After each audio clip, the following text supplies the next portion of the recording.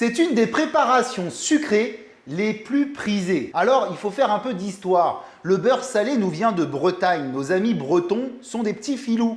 À l'époque, il fallait payer la dîme par rapport au sel.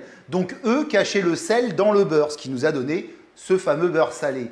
Aujourd'hui, moi, je vais vous faire découvrir une recette toute simple de caramel de beurre salé. Et après, vous pourrez en faire ce que vous voulez. La mettre sur vos tartines au petit déjeuner, accompagner un moelleux au chocolat noir. Je laisse libre cours à votre imagination. Pour réaliser un caramel de beurre salé, il nous faut 4 éléments. De la crème, du sucre, du beurre salé et un peu d'eau. Donc on va tout de suite se lancer. On va mettre le sucre dans la casserole.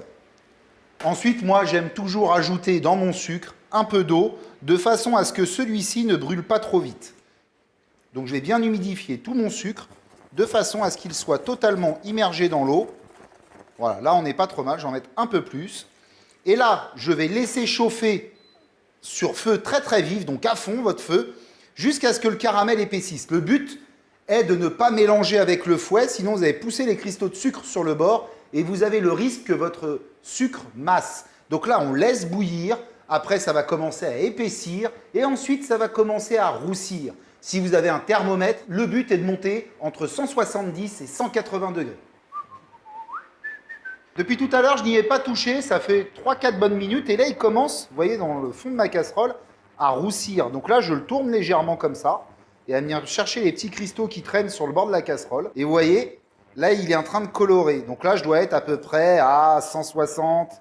Commence à être bien. Donc je vais le sortir du feu, c'est important. Là, on sort vraiment du feu, on l'éteint d'ailleurs, et on va attendre un petit peu. Alors un caramel, il faut savoir que c'est comme une voiture lancée à 130 sur l'autoroute. Quand vous freinez, la voiture, elle ne s'arrête pas tout de suite. Et bien, le caramel, c'est la même chose. Il y a une inertie qui se crée, et en fin de compte, quand vous faites un caramel, préparez toujours un petit torchon à côté pour sortir du feu, venir vous mettre à côté. Vous voyez, il continue là, il fume, et là, je vais le laisser monter tranquillement en dehors du feu, ce qui me permet de maîtriser mieux mes températures. Là, ça y est, j'ai une couleur qui commence vraiment à me plaire, vous voyez. Plus il va se charger en couleur, plus il sera amer.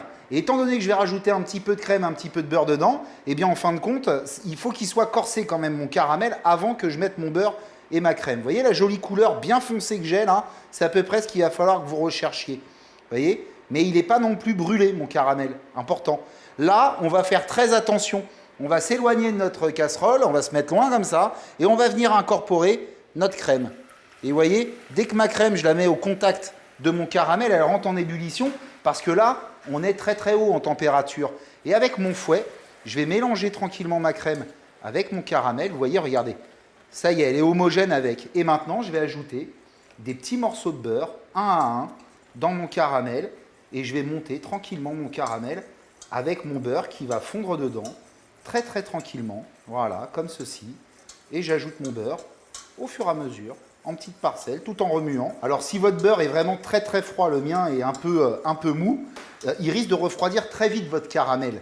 Donc vous pouvez avoir le problème qu'il ne fonde pas et qu'il s'agglomère bien pas correctement, pardon, avec votre caramel. Donc là, pas de panique, on se remettra sur le feu et on fera chauffer. Donc là, moi je vais voir, mais ça a l'air d'être plutôt pas mal, vous voyez.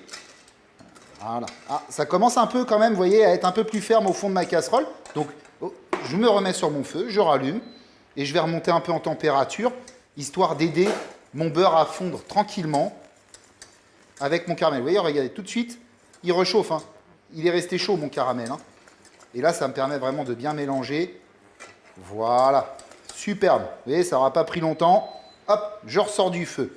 Là, mon caramel de beurre salé est prêt. Alors, s'il vous plaît, pas d'excès de gourmandise, ce n'est pas le moment de goûter, parce que là, je vous promets une chose, vous aurez des cloques sur la langue si vous goûtez maintenant. On va attendre qu'il refroidisse tranquillement, on peut le débarrasser dans un pot à confiture si on veut après le garder. Gardez-le à l'extérieur, hein, ne le mettez surtout pas au frigo, et puis vous le consommez quand vous en avez envie. Vous ne le conserverez pas non plus pendant 1 semaine et demie, 2 semaines. Voilà, pour ma part, la recette est terminée. Je peux vous dire une chose, ça c'est certain, je suis fou de caramel de beurre salé.